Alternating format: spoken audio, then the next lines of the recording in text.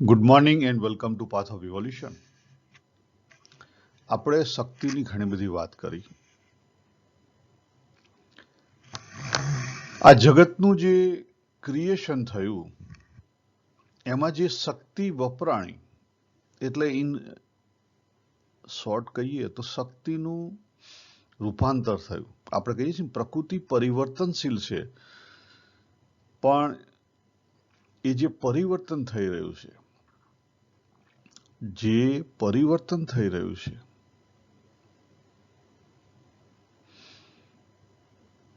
એના બે કારણ છે.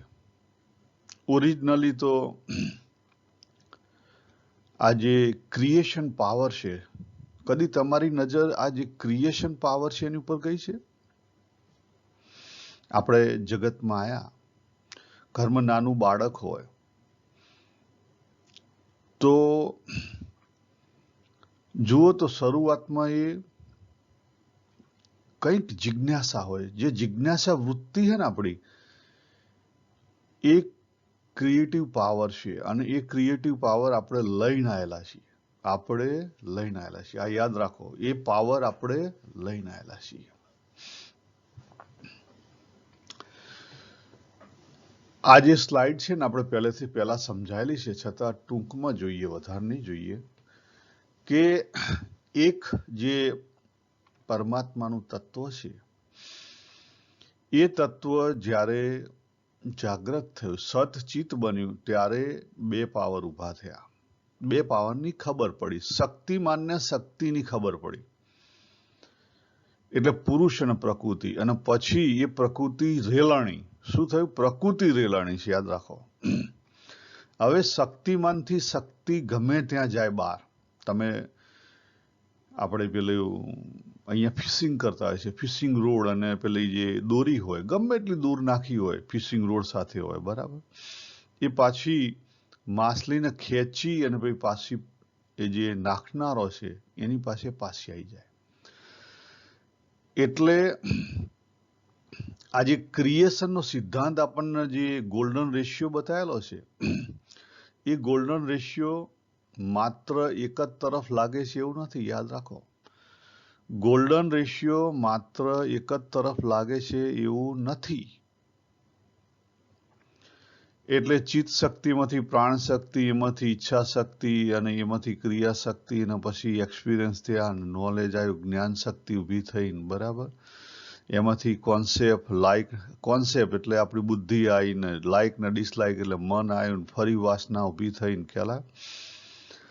એ બધું જે ચાલ્યા કરે છે એની પાછળ કારણ છે. જો તમે ડીપર વિચારો તો એની પાછળ કારણ છે.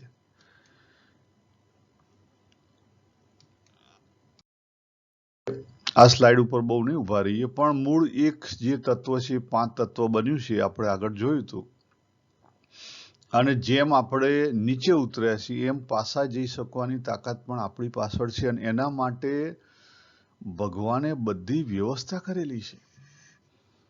જો તમારી દ્રષ્ટિ આ દેખાય ને, પ્રકૃતિ રેલાણી છે, આ પ્રકૃતિ રેલાણી છે, અને એ જે ક્રિએશન પાવર છે, ક્રિએટિવ એનર્જી એ મૂકવામાં આવેલી છે. કેમ મૂકવામાં આવેલી છે? જો એ ક્રિએટિવ એનર્જી એ જે જાણનાર છે, 13મા અધ્યાયમાં વાત કરીને, એ જે ક્ષેત્રજ્ઞ છે, એને ખબર પડે કે આ તો મારી શક્તિ છે. કોની છે? મારી શક્તિ છે. હું નથી. શું કે? હું નથી. મારી શક્તિ છે, એનો હું ગમે ત્યારે ઉપયોગ કરી શકું. મારી શક્તિ છે, એનો ગમે ત્યારે હું એનો ઉપયોગ કરી શકું. તો એ શક્તિને કંટ્રોલ કરી લે. કહેતા શક્તિ પણ શરમાઈ જાય. એ જે રેલાઈ રહી છે એની ખબર વગર તો એ બંધ થઈ જાય. છોકરું રમતું હોય, કંઈક ચેનચાળા કરતું હોય, અને પછી તમારી આંખ અને છોકરાની આંખ મળે, બરાબર, તો ઓટોમેટિકલી એ તરત બંધ કરી નાખે.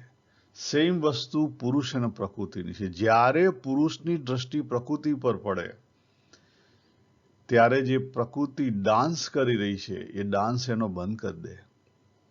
આ મોટો સિદ્ધાંત ભગવાને મૂકેલો છે.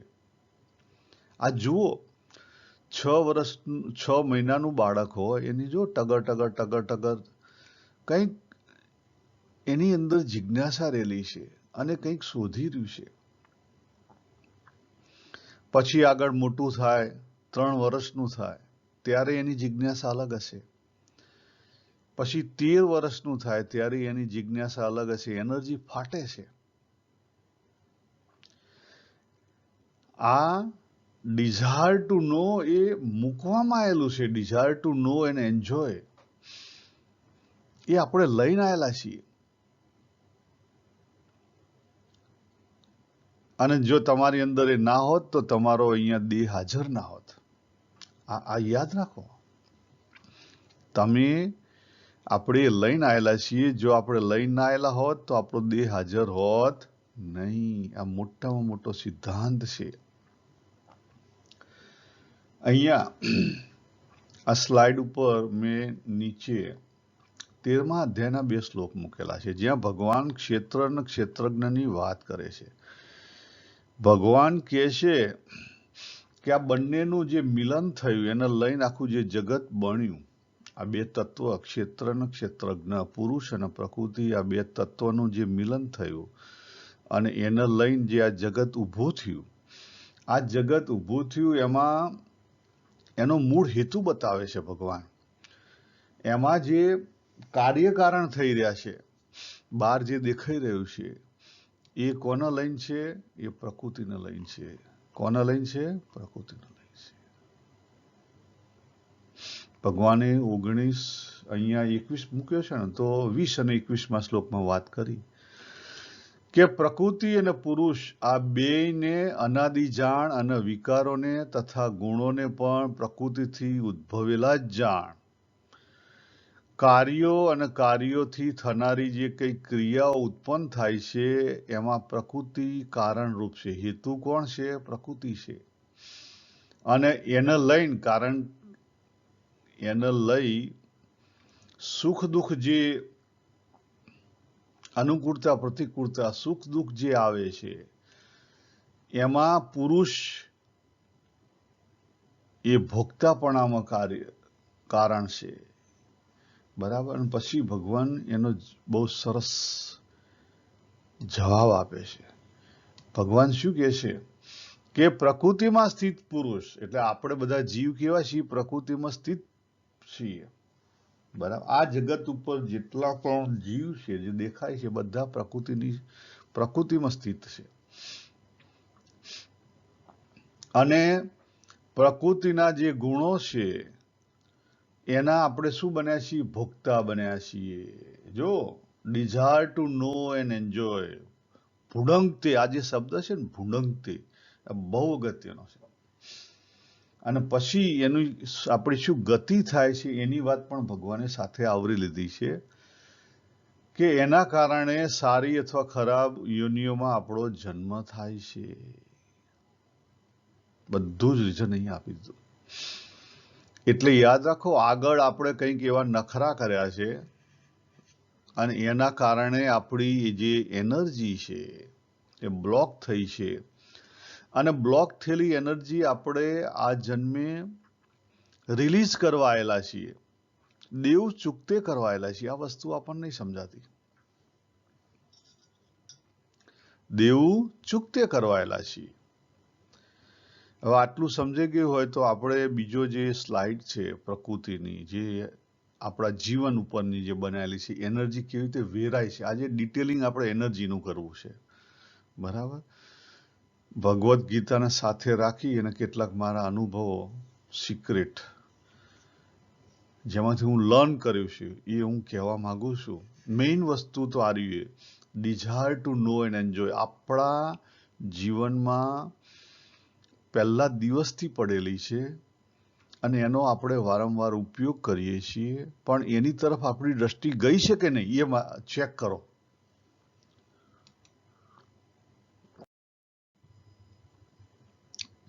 તમારી દ્રષ્ટિ એની ઉપર ગઈ છે કે નહીં?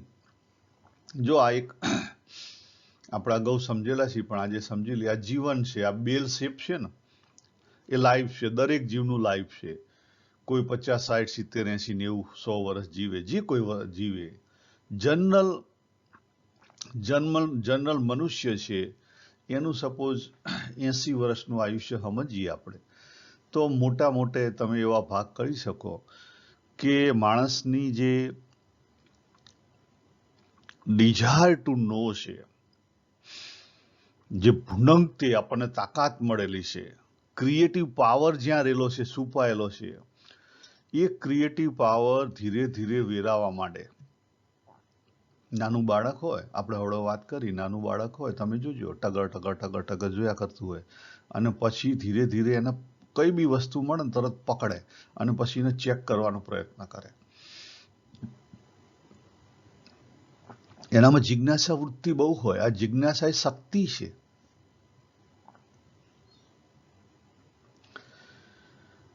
અને પછી 5 થી 7 વર્ષનું થાય ત્યાં સુધીમાં એને 3 વર્ષે શું થાય, 3 વર્ષે એના ઇમોશન્સ ચાલુ થાય.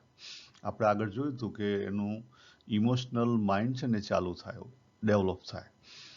અને ઇમોશનલ માઇન્ડની સાથે પછી એની અપર સબકોન્શિયસ માઇન્ડ પણ ઇમોશન્સ બધા ભેગા કરવા માંડે.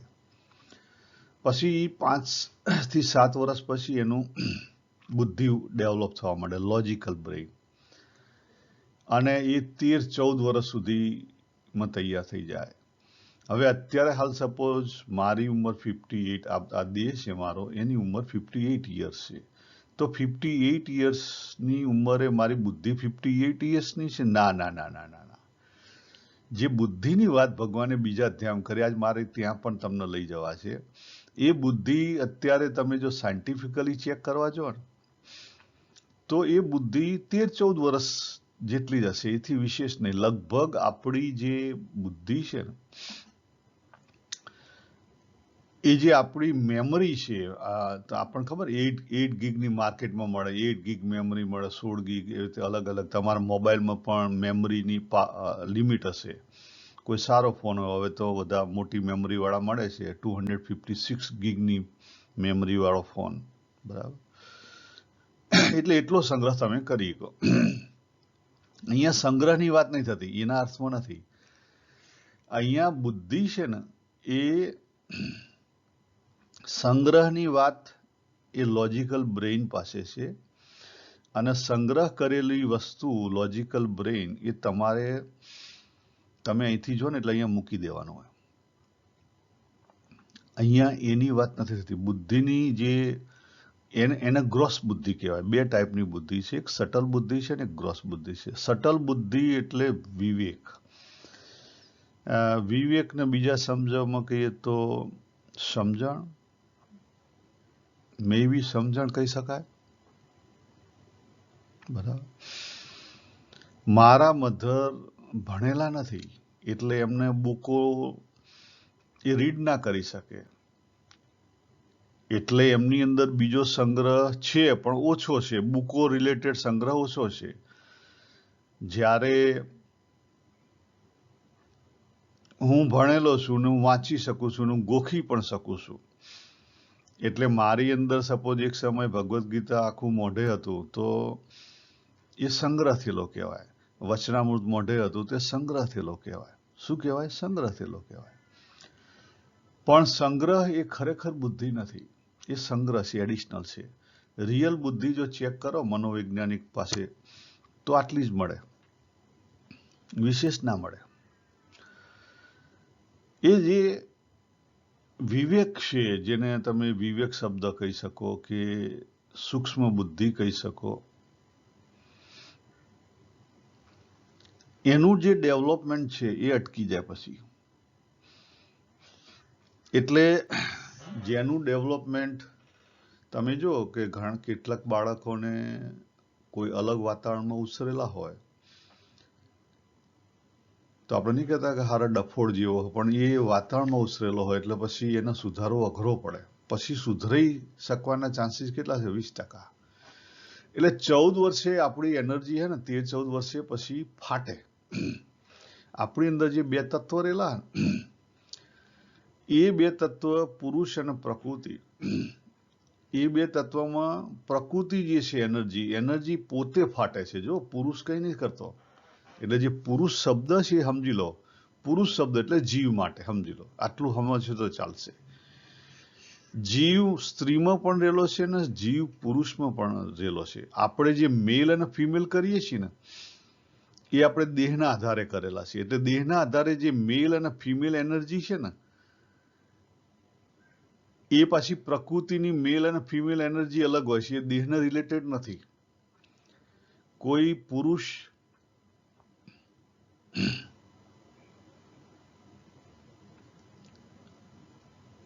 હોય, દેહથી પુરુષ હોય, પણ અંદર એની જે એનર્જી છે, અંદર જે એનર્જીનો એનો સંગ્રહ છે એ સ્ત્રીના ગુણો હોઈ શકે, ખ્યાલ આવે? પ્રકૃતિના ગુણો હોઈ શકે અથવા સ્ત્રી તત્વના ગુણો હોઈ શકે. અને કોઈ સ્ત્રી છે તો એમાં પુરુષ તત્વના ગુણો હોઈ શકે. કોઈ પણ વ્યક્તિ આખો પુરુષ કે આખી સ્ત્રીના તત્વો હોતા નથી. મેલ અને ફિમેલ જે તત્વ છે લગભગ 60-70% પુરુષ હોય તો એની એટલે મેલ હોય તો એની અંદર મેલ ના હોય, અને લેડીઝ હોય તો એની અંદર લેડીઝ ના હોય, પણ એનાથી પણ અલગ હોઈ શકે. જે આપણે શરણાગતિની વાત કરીએ છીએ, શરણાગતિ, એક્સેપ્ટન્સ, શરણાગતિ, જે શરણાગતિનો જેની અંદર શરણાગતિની પ્રકૃતિ રહેલી છે, એટલે પ્રકૃતિના આધારે આપણી અંદર પ્રકૃતિના પણ ગુણો રહેલા છે. આ વસ્તુ બહુ સમજવા જેવી છે. આપણે અલગથી વાત કરેલી છે એટલે અહીંયા વિશેષ વાત નહીં કરીએ. પણ અહીંયા જે બહારના મેલ અને ફિમેલ જે એનર્જી આપણી અંદર છે એની વાત કરીએ છીએ આપણે આજે. એટલે છોકરો 14 વર્ષનો થાય તો પછી એને ધીરે ધીરે મૂછના દોરાન, હાન એનામાં હોર્મોન્સ ચેન્જ થાય બોડીમાં. બોડીની આપણે વાત કરીએ છીએ, નેચરલ વસ્તુની વાત કરીએ છીએ બોડીની. અને છોકરી હોય તો પછી એનામાં છોકરીના હોર્મોન્સ બધા દેખાવા માંડે, એનું શરીર એ પ્રમાણે ભરાવા માંડે, બરાબર? એને પછી એ પ્રમાણે એના સ્વભાવ ડેવલપ થવા માંડે, એને શરમ આવે, એ બધી વસ્તુ એને ચાલુ થાય. અને પછી આપણે જે સંસ્કારો લઈને આવેલા છીએ આગળથી, જેને સંસ્કાર કહીએ છીએ, પણ બ્લોક એનર્જી, સિમ્પલ વસ્તુમાં બ્લોક એનર્જી,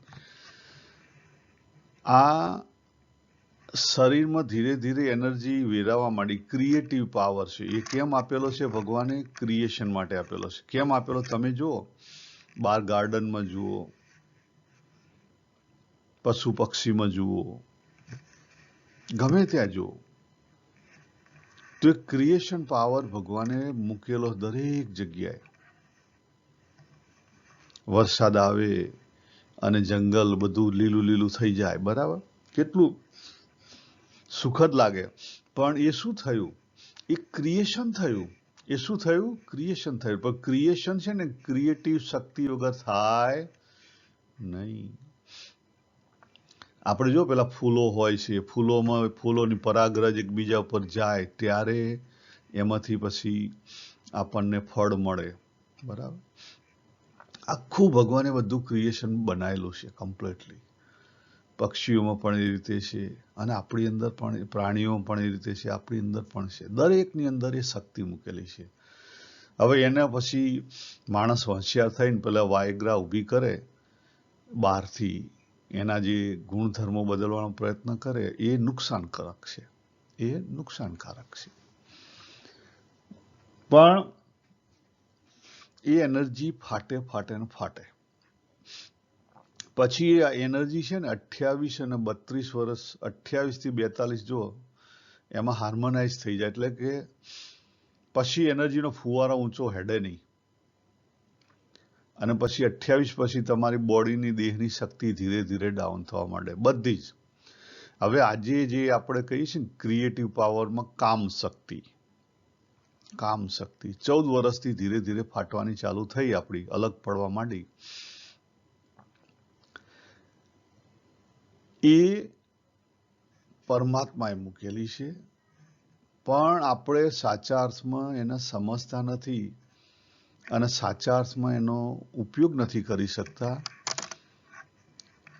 એટલે આપણે ભોગતા બની જઈએ છીએ અને એનામાં લઈ અને પછી અગેન આપણી સારી અથવા ખરાબ યોનિઓમાં આપણો જન્મ થાય છે. યાદ રાખો. એટલે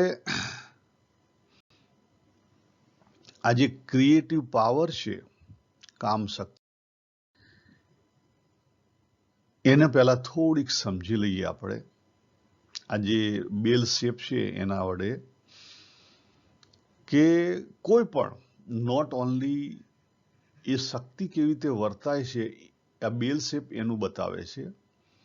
કોઈ પણ શક્તિ, કોઈ પણ પરિસ્થિતિની અંદર આપણે કઈ રીતે આપણું એક્સપ્રેશન કરીએ છીએ એની વાત પહેલા કરીએ, પછી એ જે શક્તિની અંદર મેઇન ભાવ જે ક્રિએટિવ પાવર છે એની વાત કરીશું આપણે.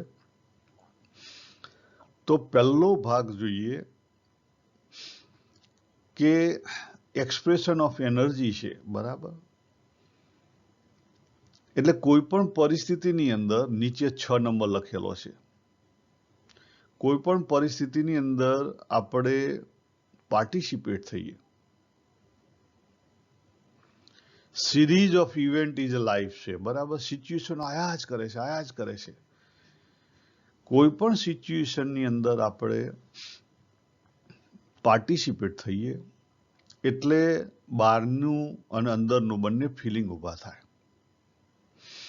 બહારનું અને અંદરનું ફિલિંગ ઊભા થાય. દાખલા તરીકે કોઈ જગ્યાએ તમે સત્સંગમાં ગયા અને ત્યાં પછી બહુ સારું નિષ્કુળાનંદ સ્વામીનું વૈરાગ્યનું ભજન ગવાતું હોય તો તમને એવું ફિલિંગ આવે. અને કોઈ જગ્યાએ શોક હોય, શોક મનાતો હોય તો તમને એવું ફિલિંગ આવે. અને કોઈ જગ્યાએ દેશભક્તિના ગીતો ગવાતા હોય તો તમને એવું ફિલિંગ આવે. આ સિચ્યુએશનને લઈને આપણું ફિલિંગ ચાલુ થાય. અને ફિલિંગ ચાલુ થાય ને પછી આપણને અંદરથી ધક્કો લાગે. અંદરથી આપણી શક્તિ આપણને ફોર્સ કરે કે તું પાર્ટિસિપેટ થા, તું પાર્ટિસિપેટ થા. એટલે જો નવરાત્રીના ગરબા કે કંઈક ચાલતા હોય તો આપણા પગના હાથ હાલવા માંડે. થાય છે ને, પગના હાથ હાલવા માંડે. આપણને ગમતી વસ્તુ આવે એટલે પગ અને હાથ હાલવા માંડે.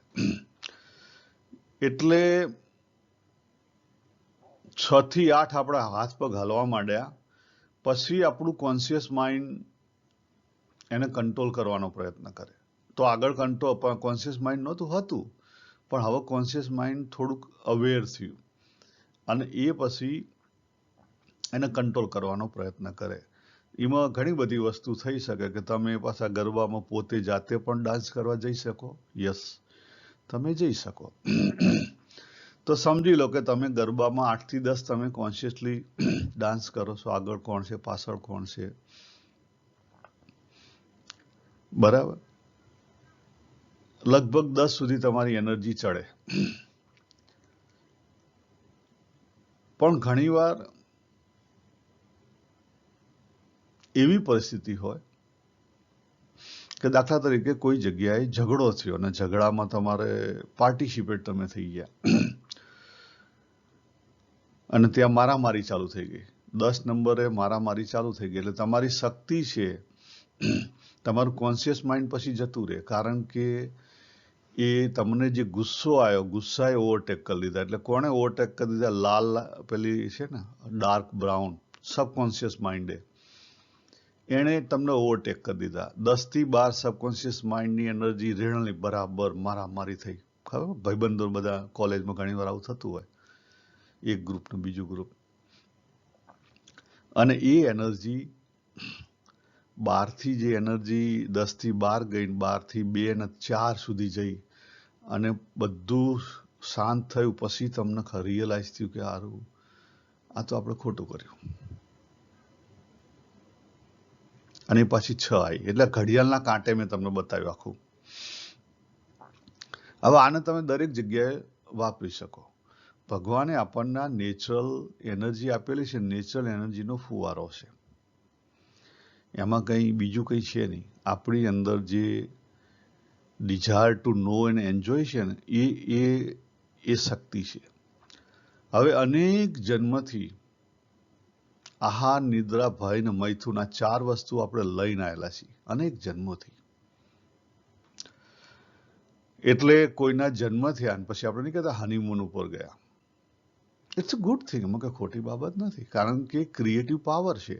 પણ ક્રિએટિવ પાવર કેવી રીતે વાપરવો એની આપણને ખબર નથી. ભગવાન અંદરથી તો ધક્કા મારે છે ભગવાન કે તું ઓળખ, પણ આપણે ઓળખતા નથી.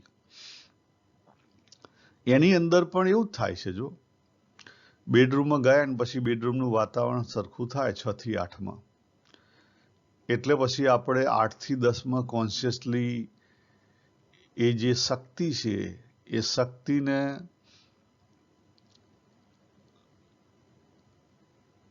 શક્તિનો ઉપયોગ કરવાનું ચાલુ કરીએ. બરાબર.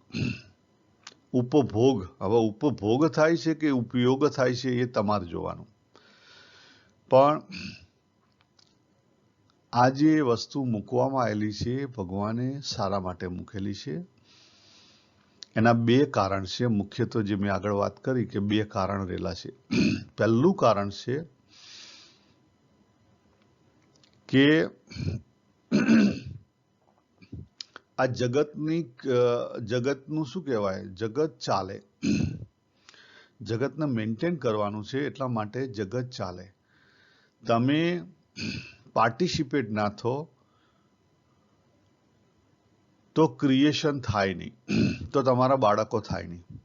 તમે પાર્ટિસિપેટ ના થો, તમારા બાળકો ના થાય, તો તમારો વંશવેલો આગળ ના હેડે.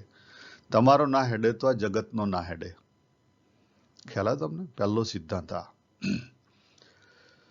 બીજો સિદ્ધાંત, પહેલો આ અને બીજો, જો એ શક્તિ જેમ છે તેમ તમને ઓળખાઈ જાય તો તમે એનાથી પર થઈ જઈ શકો. એટલે ત્યાં શું મૂકેલું છે, બંધન અને મુક્તિ, અને બંધન, મુક્તિ અને ત્રીજી વસ્તુ મૂકેલી છે ક્રિએશન. એટલે તમે માત્ર ક્રિએશનમાં પાર્ટિસિપેટ થો તો પછી તમે તમારું જાતે બંધન ઊભું કર્યું, માત્ર ક્રિએશનમાં પાર્ટ. બરાબર. એટલે આ 2 મુખ્યત્વે કારણને લઈ અને આખું જગત પ્રવૃત્તિશીલ છે. આખું જગત પ્રવૃત્તિશીલ છે. હવે આની અંદર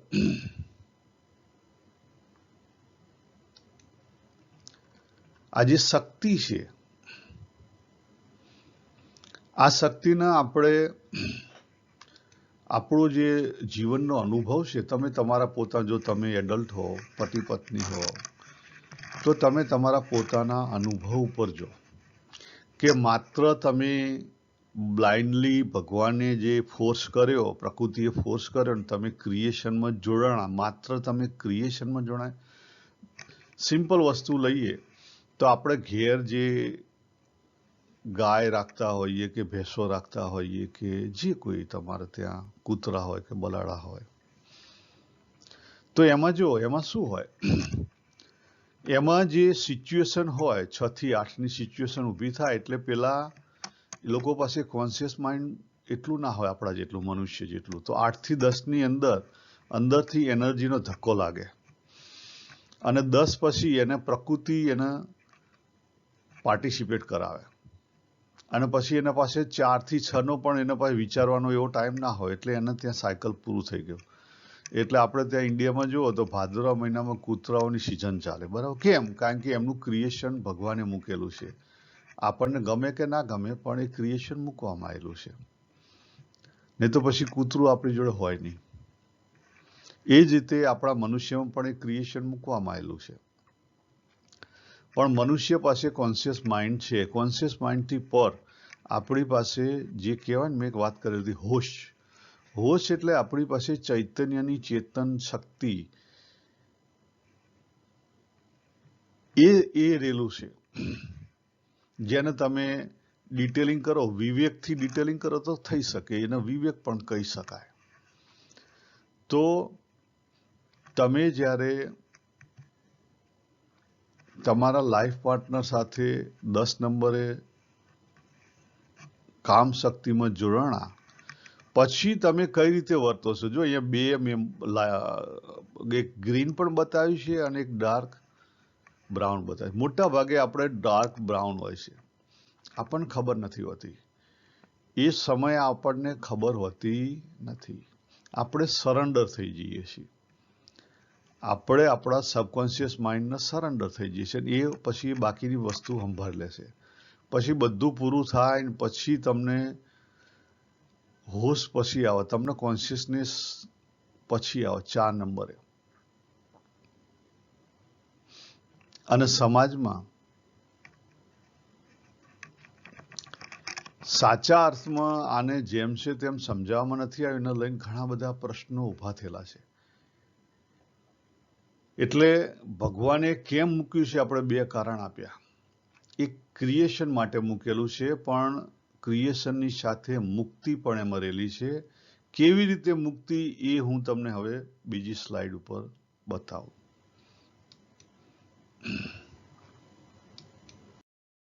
આ સ્લાઇડ દેખાય છે તમને? હેલી મારી બહાર ભટકે કાઈ. અંદર આપણની પાસે કામ શક્તિ મૂકેલી છે. અંદર એલી કામ શક્તિને તમે પ્રોપર ઉપયોગ કરો. અંદર એલી કામ શક્તિનો જો તમે પ્રોપર ઉપયોગ કરો તો એ કામ શક્તિ, જો અહીંયા લખેલું છે કે ઇંગલા અને પિંગલા અને વચ્ચે સુષુમ્ના, એ જ રીતે જ્યારે પુરુષ એની જે પ્યારી છે એના લાઈફ પાર્ટનરને મળે, જ્યારે 2 લાઈફ પાર્ટનર પ્રેમી અને પ્રેમિકા એનું બંનેનું મિલન થાય. કેમ આ મિલનનો ફોર્સ કેમ વચ્ચે મૂકેલો છે? ભગવાને મૂકેલો છે. એના 2 કારણ છે. મેં તમને કીધા ને, એ ફોર્સના 2 કારણ છે. જો એ ફોર્સ સમજાય અને તમે જોજો એ વખતે એક ક્ષણે કદાચ તમારી પાસે હોશ નહીં હોય, બેહોશી હશે, પણ જો એ હોશથી કરવામાં આવે, અને હોશથી થઈ શકે, યસ થઈ શકે. હોશથી કરવામાં આવે તો ખબર પડે કે એ વખતે કોણ પુરુષ છે ને કોણ સ્ત્રી છે ખબર નથી હોતી. આપણે ટોટલી શૂન્યમાં જતા રહીએ છીએ. પરંતુ એ સુખદ અનુભવ છે. બરાબર? એટલે જો એને સાચી રીતે સમજવામાં આવે. હવે આનો મિસયુઝ બહુ જે થાય છે, એ પણ સાથે આપણે સમજી લઈએ. તમે જ્યારે ઉપભોગ કરો એટલે પછી તમને ખાલી જે સુખ મળ્યું એના માટે જ તમે દોડો. એટલે તમે પશુ થઈ ગયા, પશુથી જતા રહ્યા, પશુથી પણ જતા રહ્યા. કારણ કે તમને ઈચ્છા થાય વારંવાર એ સુખ મેળવવાની, અને એટલા માટે વારંવાર તમે સેક્સ્યુઅલ એક્ટિવિટીમાં પાર્ટિસિપેટ થો. પરંતુ એને લઈ અને શું થાય, ભગવાને વાત કરી, એને લઈને નવા જન્મો, નવા યોનિઓ ઊભા થાય. પરંતુ આને સમજી જવાય, આનાથી ઓળખી જવાય તો પછી તમને જે કહેવાય ને કે સાચા અર્થમાં બ્રહ્મચર્ય અંદરથી પેદા થાય. સાચા અર્થમાં એનર્જીને જો હોશથી ઉપયોગમાં લેવામાં આવે તો એ જે કોઈ તમારી અંદર ક્રોધ રહેલો હોય, કામ, ક્રોધ, લોભ, મોહ, મત્સર, ઈર્ષા, જે કોઈ હોય, એને જો સાચા અર્થમાં જેમ છે તેમ હોશથી એક જ વાર તમે ભોગવો, તમારામાંથી નીકળી જાય. એક જ વાર તમને હોશથી ભોગવી લીધી તો તમારામાંથી નીકળી જાય, રહે નહીં. તો પછી શું થાય? તો પછી આ જે લખેલું કે હેલી મારી બહાર ભટકે કાઈ, સબ સુખ હે ઘટ માહી. આપણી અંદર જ પછી એ જે ઇંગલા ને પિંગલા 2 ખરા ને બેલેન્સમાં આવી જાય, સુષુમ્નામાં આવી જાય, બેલેન્સ થઈ જાય, અને આપણે સમાઈ ગયા સુષુમ્નામાં. પછી આપણી એનર્જી હાર્મોનાઇઝ થઈ ગઈ, પછી આપણે બહાર લાઈફ પાર્ટનર કે બહાર લાઈફ પાર્ટનરનું દેહ કે બોડી કે સેક્સ માટે કશું શોધવાની જરૂર ના પડે. અંદર આપણી જે બે એનર્જી રેલી છે, બેને એનર્જી હાર્મોનાઇઝ થઈ ગઈ. આપણી અંદર બે એનર્જી રેલી છે. યસ, તમારી અંદર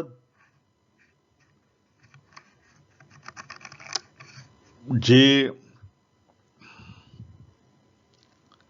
પુરુષ એનર્જી રેલી છે, જે કેવી છે, ઈગો પ્રધાન છે, અને જે સ્ત્રી એનર્જી તમારી અંદર રેલી છે, જે શરણાગતિ પ્રધાન છે. જો ચેક કરો, દરેક જગ્યાએ તમે તમારો હુકમનો એકો નહીં વાપર્યો. કેટલી જગ્યાએ તમે શરણાગતિ વાપરી છે. કોઈ પણ માણસ 100% પુરુષ નથી, કોઈ પણ માણસ 100% સ્ત્રી નથી. અંદરથી, અંદરની શક્તિની વાત કરું છું. આ ડિટેલિંગ છે, કારણ કે શબ્દો નથી એના માટે. એને કેવી રીતે ઓળખાવીએ શક્તિને, એ જે આપણી ચિદ શક્તિ છે, ચિત્ત શક્તિ થઈને પ્રાણ શક્તિ થઈને નીચે ક્રિએટિવ એનર્જી બની, ડિઝાયર શક્તિ, અને પછી જ્ઞાન શક્તિ, અને પછી ક્રિયા શક્તિ રૂપે જે વહેવા માંડી, એ શક્તિની અંદર પણ બે ભાગ રહેલા છે. યસ, યોગવાળાએ ઘણું બધું ડિટેલિંગ કરેલું છે, ઇંગલા અને પિંગલા અને સુષુમ્નાનું. પણ એ માત્ર યોગ એનર્જી એટલે હી એનર્જી, પુરુષ એનર્જી. પણ આપણે જે ભાવ ભક્તિનો જે માર્ગ છે, સાંખ્યનો જે માર્ગ છે, એ પાછી કઈ છે? શરણાગતિનો માર્ગ છે. તો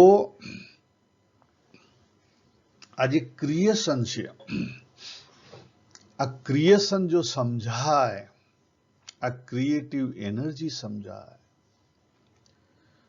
તો પણ આપણો ઉદ્ધાર થાય. હવે મારે આની પછી બીજું વાત કરીશ કે આજે બધા આખા આપણા જગત, આપણા જીવનમાં આ બધા જે ધક્કા લાગે છે, અંદરથી જે ધક્કા આવે છે, ફોર્સ આવે છે, આ ક્રિએટિવ એનર્જીના અને ક્રિએશનના, બરાબર, દરેક વસ્તુના. એક નહીં, મકાન કરવું છે, બરાબર, કરવું છે, એમાં ઇન્ટેન્શન રહેલો, પણ કરવું છે. નાનું બાળક હોય તો એને કંઈ કરવું ના હોય, પણ એનામાં ડિઝાયર ટુ નો હોય. આ જે ડિઝાયર ટુ નો છે, પછી એની અંદર ઇન્ટરનલ હોય કે એક્સટર્નલ હોય, કે એની અંદર ઇન્ટેન્શન હોય કે ઇન્ટેન્શન વગરનું હોય, પણ આ જે ક્રિએટિવ એનર્જી છે, માત્ર કામ શક્તિની વાત નથી કરતો હું, આખી ટોટલ ક્રિએટિવ એનર્જી, એને અલગ અલગ માણસોએ અલગ અલગ રીતે સમજાવવા પ્રયત્ન કરેલો છે. આ બધી જે ચેષ્ટાઓ મૂકેલી છે જીવનની અંદર, ચેષ્ટાઓ રેલી છે, એ ચેષ્ટાઓ જે રેલી છે ને, એને સમજીએ તો પણ આપણો ઉકેલ આવી જાય. એને જો આપણે સમજી લઈએ તો પણ આપણો ઉકેલ આવી જાય. તો એને આપણે કેવી રીતે થોડુંક આગળ ડિટેલિંગ કરીશું. આના પછીનો ભાગ તો અહીંયા આપણે પૂરું કરીએ. સર્વેને જય શ્રી કૃષ્ણ. હરિઓમ તત્સત. હરિઓમ તત્સત.